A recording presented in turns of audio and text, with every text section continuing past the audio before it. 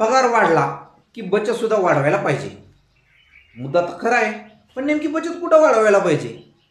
तर याचं उत्तर असं आहे, तुम्ही LIC मध्ये तुम्ही थोडीशा तुम्ही टॉपअप घेऊ शकता. म्हणजे एखादा नवीन प्लॅन करू शकता. नंबर 2, तुम्ही SIP चालू करू शकता. ॲटो डेबिट सिस्टम चालू करा. महिन्याला बँकेतून छोटी रक्कम ॲटोमॅटिक पेमेंट झाली की तुमची कट झाली पाहिजे.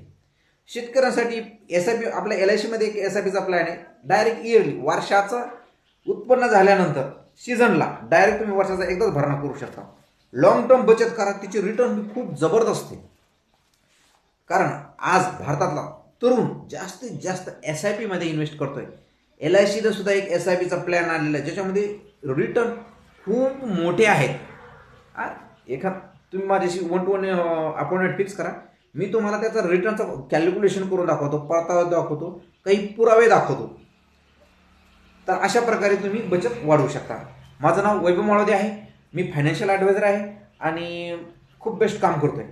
तुम्हाला सुद्धा माझा व्हिडिओ जर आवडत असतील तर नक्की सबस्क्राईब करा, मला फॉलो करा आणि व्हिडिओ शेअर करा.